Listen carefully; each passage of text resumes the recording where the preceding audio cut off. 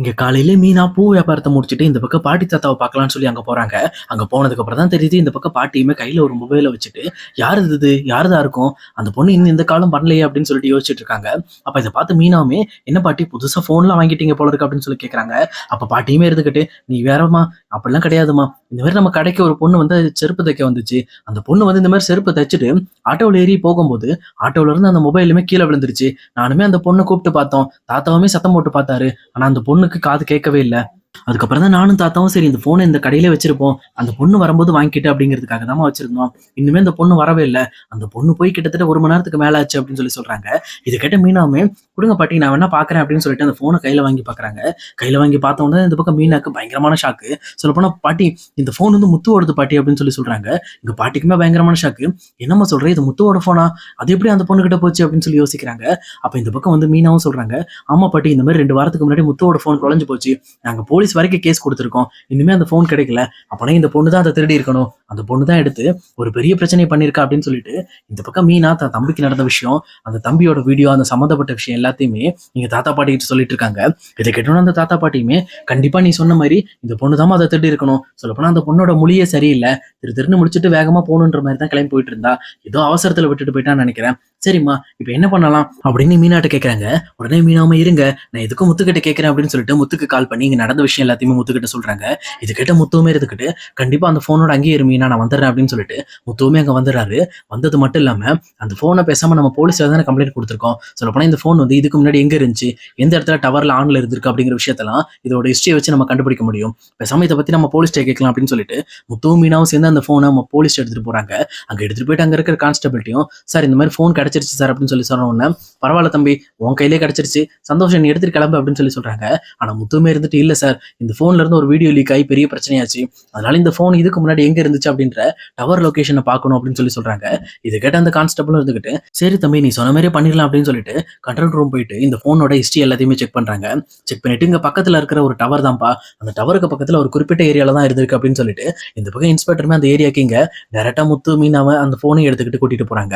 அப்ப கரெக்ட்டா அந்த டவர் போயிட்டு, இந்த டவர்ல தான் சிக்னல் வந்திருக்கு. சொல்லப்போனா இதோட 2வது தெரு தான் அப்படின்னு சொல்லிட்டு கரெக்ட்டா வித்யாவோட வீட்ட காட்டுறாங்க. இந்த பில்டிங்ல தான் வந்து இந்த இவ்வளவு நாள் ஃபோன் இருந்திருக்கு அப்படிங்கிற விஷயத்த சொல்றாங்க. இது கேட்டோனே மீனாக்கு பயங்கரமான ஷாக்கு.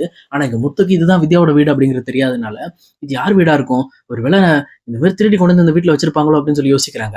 ஆனா மீனாவுமே ஷாக் ஆயிட்டு, "ஏங்க, இது வேற யாரும் இல்லங்க. ரோகிணியோட ஃப்ரெண்ட் வித்யாவோட வீடுங்க. ஒருவேள ஃபோன் அவங்க கிட்ட தான் இருந்திருக்குமோ" அப்படின்னு சொல்லி யோசிக்கிறாங்க. அப்பதான் முத்துக்கு ரோகிணி தான் ஃபோன எடுக்கிறதுக்காக நெறைய டைம் ட்ரை பண்ண விஷயம்லாம் யோசிச்சு பார்க்குறாங்க. யோசிச்சு பார்த்துட்டு, "ஓ! அப்ப இதுக்கெல்லாம் காரணம் அந்த பார்லர் மேடம் தான். அவங்க தான் ஃபோன திருடி அவங்க ஃப்ரெண்டு கிட்ட குடுத்து இத பண்ணியிருக்காங்க." ஆனா இதுல எனக்கு இன்னொரு டவுட் என்ன அப்படின்னா, இந்த ஃபோன்ல வீடியோ இருக்கிற விஷயம் எனக்கு, சத்யாக்கு, அது மட்டும் இல்லாம என்னோட ஃப்ரெண்டுக்கு மட்டும் தான் தெரியும். வேற யாருக்கு தெரியும்? வேற யாருக்கும் தெரியாதே. அப்ப எப்படி இந்த விஷயம் வந்து வெளியில போயிருக்கும்? எப்படி இந்த விஷயம் ரோகிணிக்கு போயிருக்கும் அப்படின்னு சொல்லிட்டு யோசிச்சு பார்க்குறாங்க. ஒருவேள ரோகிணிக்கு வேற ஏதாவது லிங்க் இருக்குமா? வேற யார் மூலமா இத தெரிஞ்சிருப்பாளா அப்படின்னு சொல்லி யோசிச்சு பார்க்குறாங்க. பட் இருந்தாலும் இங்க ரொம்பவே குழப்பமா இருக்கிறதுனால, சரி எதுக்கும் ஒரு டைம் நம்ம வந்து நம்மளோட ஃப்ரெண்டையும் சத்யாட்டையும் கால் பண்ணி பேசிருவோம் அப்படின்னு சொல்லிட்டு, இங்க முத்துமே டைரக்ட்டா அவரோட ஃப்ரெண்டு கிட்ட ஃபர்ஸ்ட் பேசுறாரு. அவருமே இருந்துகிட்டு, "என் வழியா யாருக்கும் தெரிய வராது. வாய்ப்பே கிடையாது" அப்படின்ற மாரி முத்துக்கிட்ட சொல்லிடுறாங்க.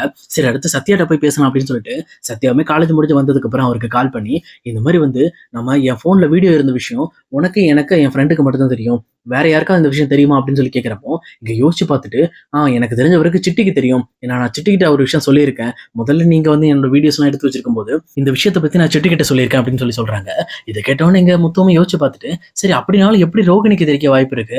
சொல்லப்போனா ரோகிணி தான் என்னோட ஃபோன திருடியிருக்காங்க அப்படிங்கிறது எனக்கு தெரிய வந்திருக்கு.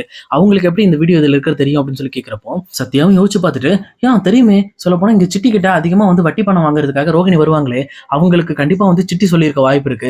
சிட்டி என்ன பழி வாங்கணுங்கிறதுக்காக கூட இந்த மாரி பண்ணியிருக்கலாம். நான் உன்ன விட்டு பிரிஞ்சு வந்தேன்ல, அந்த ஒரு காரணத்துக்காக இதுக்கு மேல இவன் வந்து பொழைக்கக் கூடாது.